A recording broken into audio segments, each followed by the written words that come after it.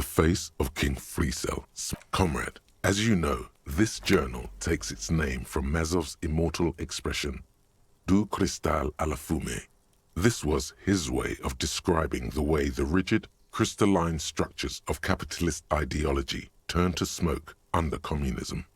But, like the structures of capitalist ideology, we too are at risk of going à la fumée. Unlike many publications which are content to spoon-feed their readers reassuring drivel, La Fumée is committed to telling the radical truth, even when that truth may drive away potential subscribers.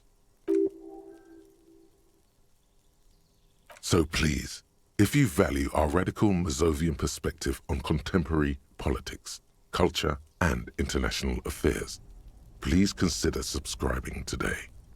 Yours in struggle, the editors. What do you expect? It was laying around the office of the Debarders Union. They're probably bankrolling the thing. You flip back to the front of the magazine. The table of contents unfolds before you. Unsurprisingly, much of this section is taken up with articles declaring unqualified support for the dockworkers' strike. You skim the headlines. Paint the harbor red and white. Martinez tames the wild pines. A city in revolt. First we take Martinez, then we take La Delta. Finally, there's a brief article by the writer, G. Martin, accusing the owner of the Capeside apartments of illegally attempting to evict certain communist tenants simply for not having paid their rent.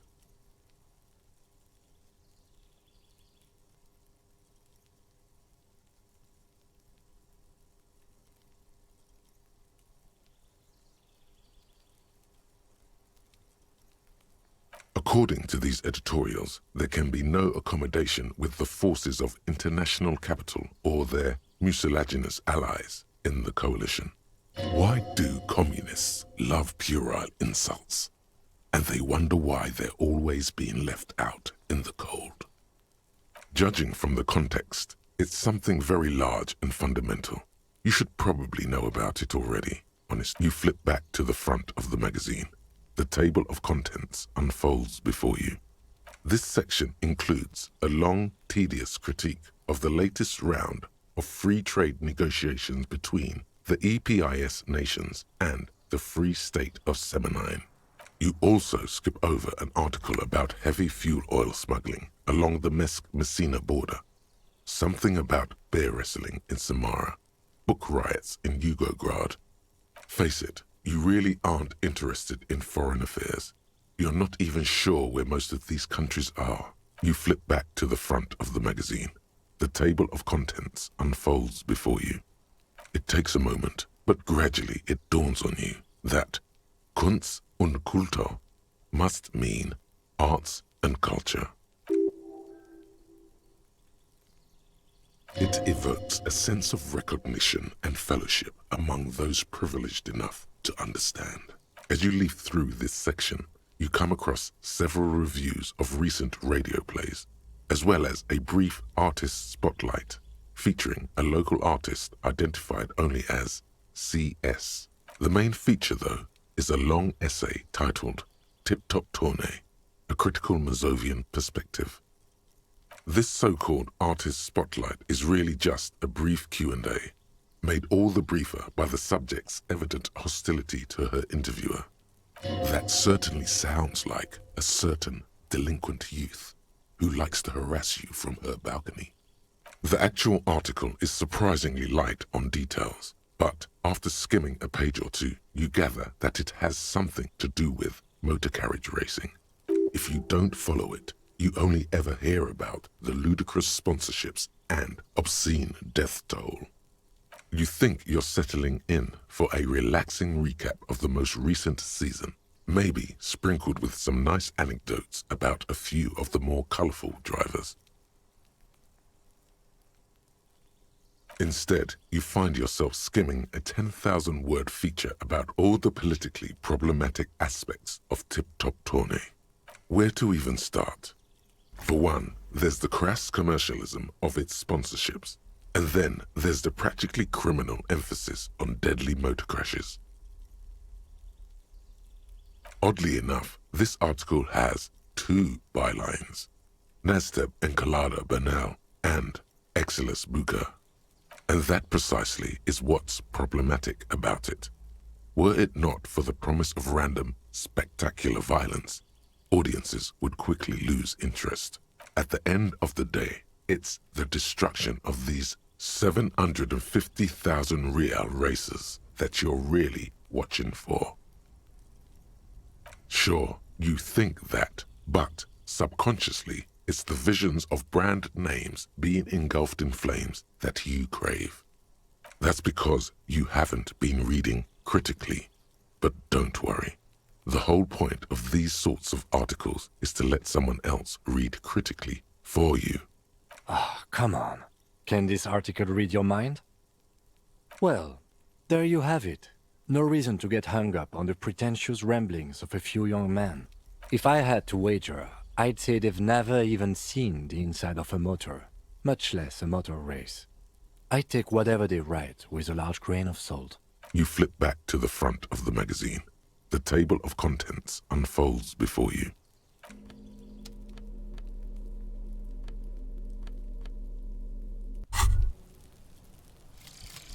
Kingdom of Conscience.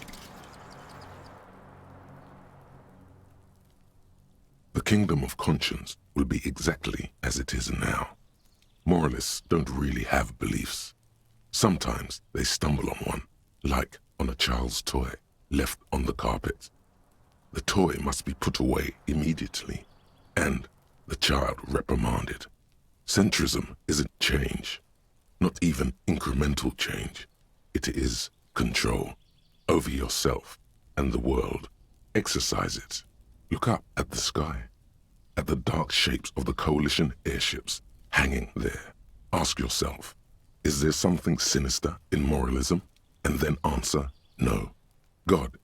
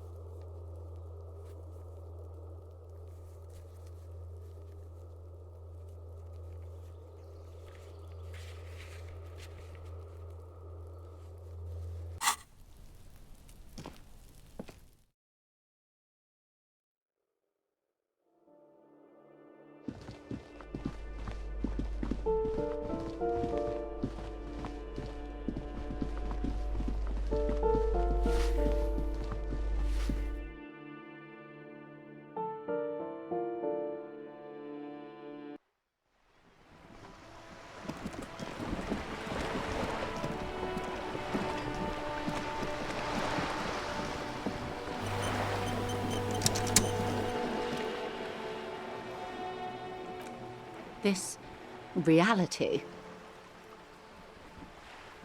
Ah, yes, the episode. Sounds like an acute case of encephalopathy, now that I think of it. Don't be phased, madame. He functions perfectly well.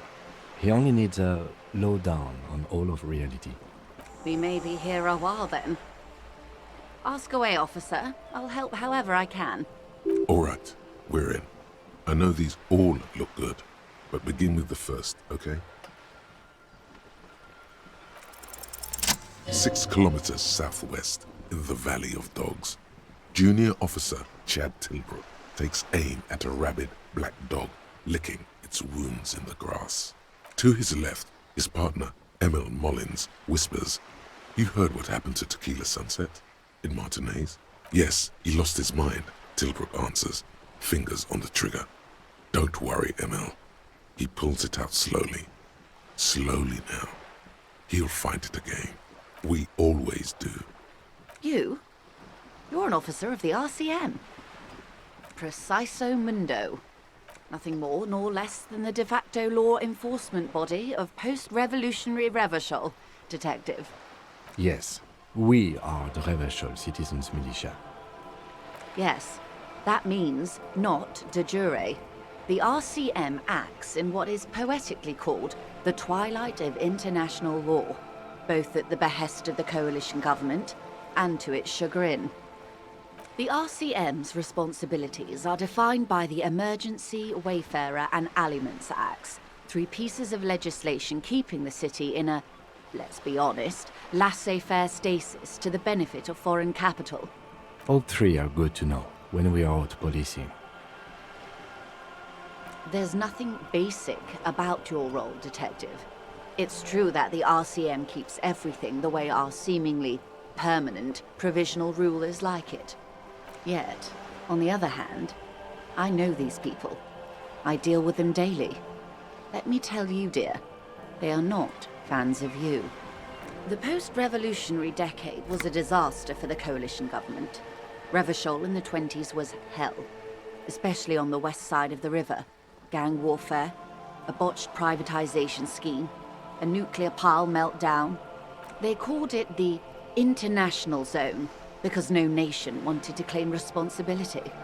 The RCM restored peace where the coalition failed. A true blue citizens' initiative. They will never forgive you. That's somewhat of an exaggeration. In reality, ours is a mutually beneficial arrangement. Revacholians get to keep the peace in Revachol, and the coalition doesn't have to worry about it. Anyway, sorry to intrude. Please continue. Yes, Lieutenant. Permit me to conclude with this. Who you are, to me, is the police.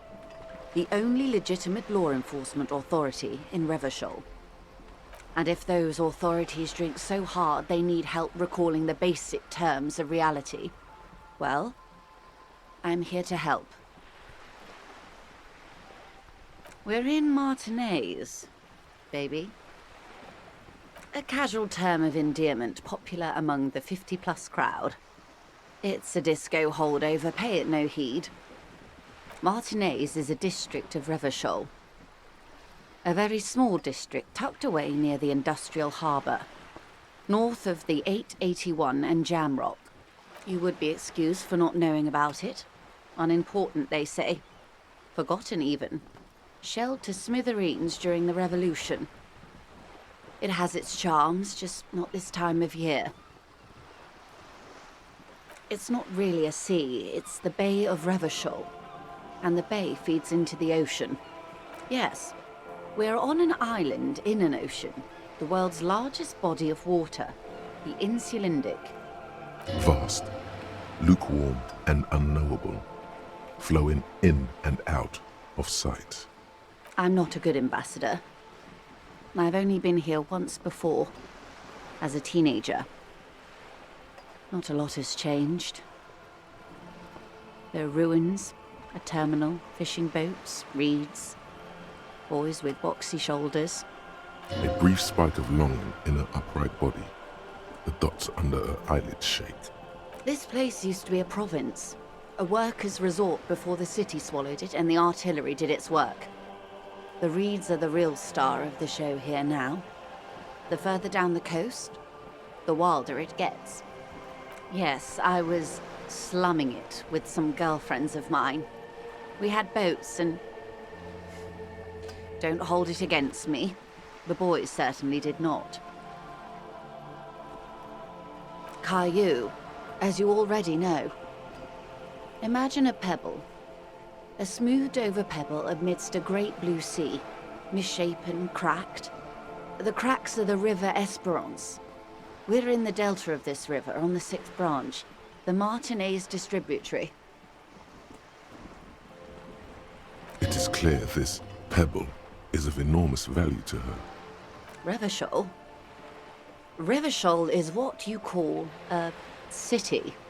The great kind. As if it's self-explanatory, beyond patriotism. History, Detective. They built this city to resolve history. Our part in it, at least. Our centuries. The nations of the Occident, or migrant workers from Seminine and Ile Marat, depending on your creed. They say it's where the terrible questions of our time will be answered. The tensions are highest, the fault lines deepest. By that I mean conflicts. Ideological conflicts. The stuff of men. We are standing on a fertile, self-sufficient island able to sustain up to 200 million people in the middle of the Insulindic Ocean, the world's connective tissue. It's where the money is. Oh, we're quite a way off. About 22 kilometers from the center of the world. That soldering iron is the bank of the world building. The bottom floors are Insiacom, coalition government, Insulindian Mission Command. Silence. She lowers her hand. The water, the light. It's as though you're seeing it for the first time. There is no recognition, only the immensity of the sea and the cold radiating from it. She observes your eyes scanning the horizon, then breaks the silence, slowly. This is one thought you need to complete. Where are you? Was there something else you wanted to know? I remember something about a lowdown. This has been informative. Thank you, man. I'm sure my memory-impaired partner has many more questions to ask, about even more fundamental aspects of reality. Might I suggest not asking them all right now? Messier will be here later too, and tomorrow. Isn't that true, ma'am? Absolutely. My commitment here is long-term. It's better not to eat all your candy at once. Indeed. I'm always at your service. A bird? A sphenicid? A flightless bird of the polar regions? Of course you're not, my dear. I'm just terrible at guessing games. Of course. Ask me anything. Glad to have been of assistance. The little...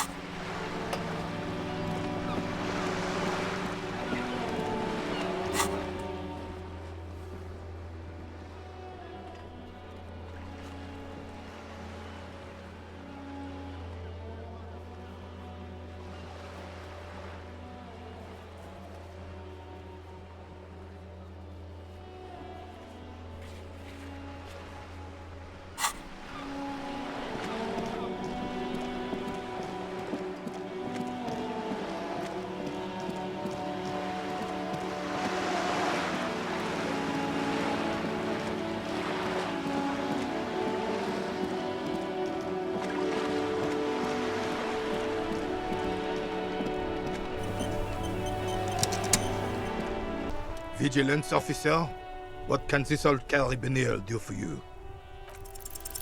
As Rene turns from you to his partner and back, the medals on his chest rattle and glare. He keeps his spine straight and his ribcage lifted, displaying them proudly. 2. The larger one is shaped like a cross, while the smaller medal resembles the sun. A crowned head in front of 2 crossed rifles. The medal hangs from a blue striped triangle. A small blue star inside an orange sun. It has the word Valiance written below. For bravery. It's a conflicted topic for the old veteran. There must have been a number of controversial episodes in his service days.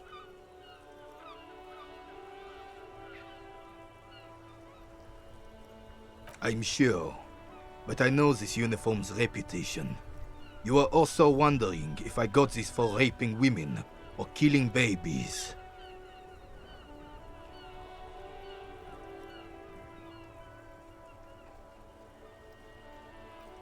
Son, we should never forget our past. Lots of mistakes were made back then, but there were also lessons. Forgetting those times means the mistakes were for nothing. That all those people died for nothing. Whoa, sounds like you're about to open the gates of conversation. This man will literally talk your ear off if you let him wander off to memory lane. For doing my duty in the heat of battle, for looking my mortality in the eye, when men like Gaston here hid in the bushes and shot themselves. He saved some muddy princeling who foolishly strolled into the front line in his gown of velvet and gold. It was on the first months of the revolution here in Revachol. Unrest was spreading like wildfire. Marauders had taken most of the Couronne and were getting really ambitious. King Frisel thought he could end it all in one decisive strike. Sent his cousin, Drisson, to put an end to the unrest. Alas, the young Drisson was all piss and no vinegar, wearing a tunic of purple velvet and cockatiel feathers to battle. Even his rifle was gold-plated, shone from 5 clicks away. Can you imagine the asininity? Purple velvet tunic. That isn't exactly camo. To keep the long and bloody story short, Drisson marched us against the partisans in Couronne. And when I say marched, I mean made us walk into captured enemy territory, single file, like toy soldiers, while he rode in front on his giant red stallion. The rebels were smart. They let us come real close before opening fire. Suffice to say, it was carnage. I got shot in the left shoulder and went down. Just a flesh wound. But just as I turned over, the prince fell into the mud next to me. He was missing his lower jaw. Then his horse, driven mad by the noise and smell of gunpowder, stepped on my leg and shattered my knee. Hang on to the story. Veterans get sentimental after such retellings. This might yield something useful. I grabbed my sidearm and shot the beast in the head. Then everything went black. Capitaine Arnoux, le fléau des chevaux.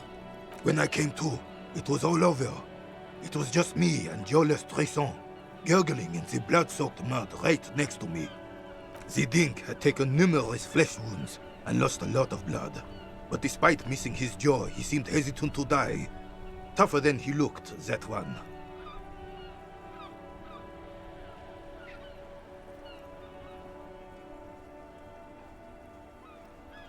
He didn't. I hoisted the prick on my back and started crawling. Kept going until the 59th Cavalry picked us up. Through some miracle, we both survived. And the jealous freak convinced Frisel to give me a medal for not leaving him to die in his own blood. Piece and shit. He was the commanding officer and I was on duty. Just doing my job. Shouldn't hand out medals for that. 13 months later, I received the Sun for distinguished service. It's not worth mentioning. You sense he's downplaying it. He did a lot more than his duty. More than anyone's duty. It's in his spine, in his billowing breasts, and untarnished self-worth. What Monseigneur Modesty is not telling you is that he crawled over 7 kilometers before the cavalrymen found him and Drisson. 2 days later that was. And that even while crawling with a mangled half-dead prince on his back, he still managed to murder 3 rebels on his way. Is that pride in his voice? It's deep down, but maybe even unbeknownst to the man himself, it's there.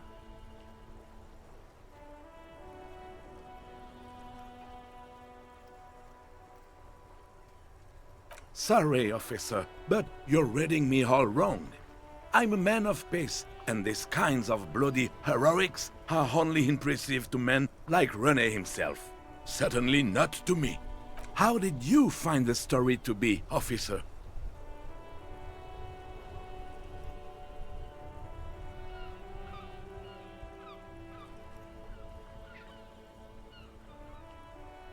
Maybe, but also bear in mind, officer. They don't hand this out for anyone with a service record. Oh no, you have to get shot. Repeatedly. And you need to get your hands bloody too. Really, really bloody. Do not speak of what you know nothing about, Poltroon.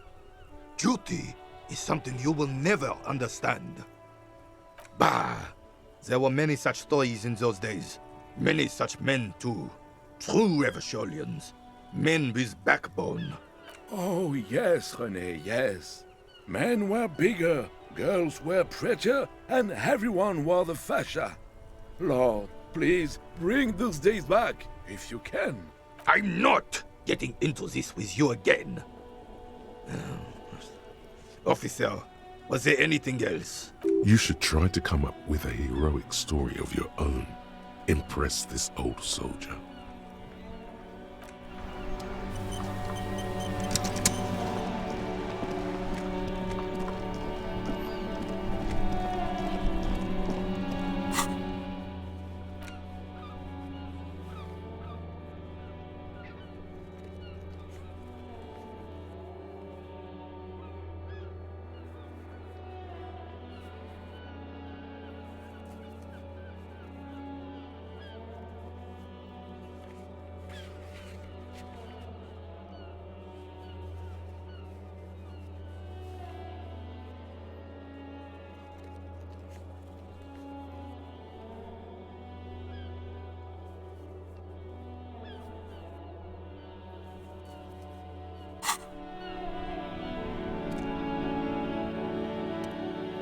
Yes?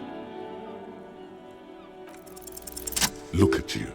It's because you're a failure. They sent you to Slight, Precinct 57. Just think about it for a second. You're a raging alcoholic who showed up 3 days late wearing piss-stained disco garb. You weren't sent here to win. I've considered it. It would be immensely ugly of them, not to mention unprofessional, but I also think it's somewhat unlikely. I checked the records. This jurisdiction dispute, who polices Martinez, reaches back to the 30s. It's as old as my station. And all this time we can't decide who gets Martinez? I think, yes, both stations would prefer a win. I am the finest of nothing. Safe? No. But you're old. You've made it this far. Something has brought you through. We've only just started working together, so I don't know what it is yet. But it's there. So no, I don't think they sent you as a joke. And even if they did, they are in for a surprise. He's right. There are no airtight theories, just paranoia. You've given it some thought. Now let it go.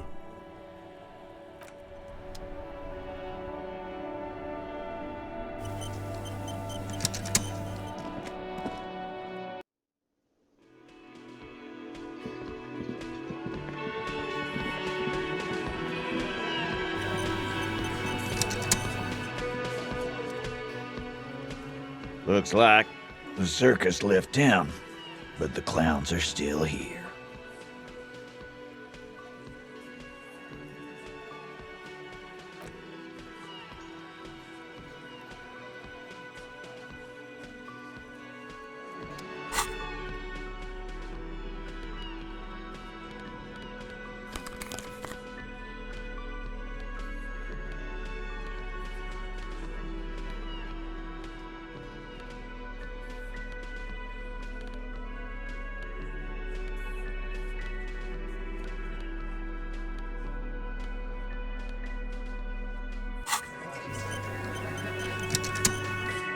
Looks like the circus left town, but the clowns are still here.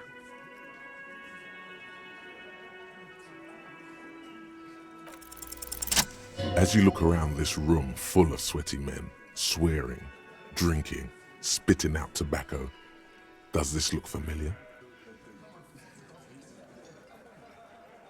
You believe the place was called Precinct 41. It was also filled with, almost exclusively, men, sitting on desks, talking shit and wasting time. You seen Apricot, old Purdue's daughter? Asks Lieutenant McCoy. Replies Torson, the ass on that one. McCoy shakes his head in appreciation. A bit strange the old man named her Apricot, but, I mean, who am I to judge? Wanna hit the kebab joint? Huh?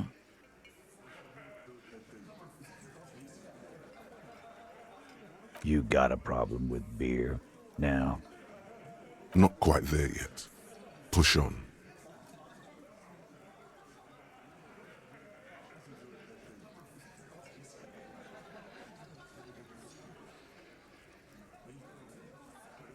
You saying we don't help people?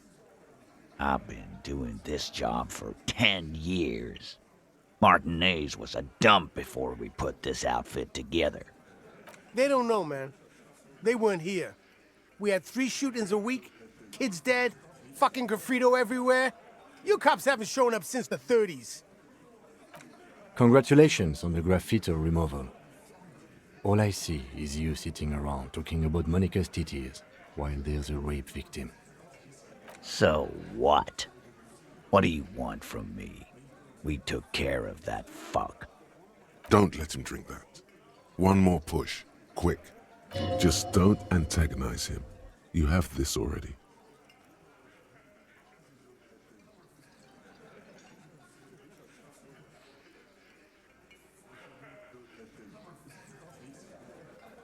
Titus?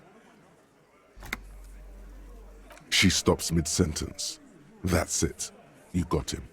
He's going to give it up, but on his terms. You wanna help her, cop? Fine. I'm gonna let you help her, but you treat her with respect. If you don't, if you question her, harass her, a freight train of pain, buddy. What is her name? Glacia, I'm on due. She's staying here at the Whirling in Rags, a real pretty one. Silvery jumpsuit, blonde. That's I'm on due, with an O-U. Shit. The girl. The girl upstairs? That can't be her. She knows you drank so hard you forgot you were a cop.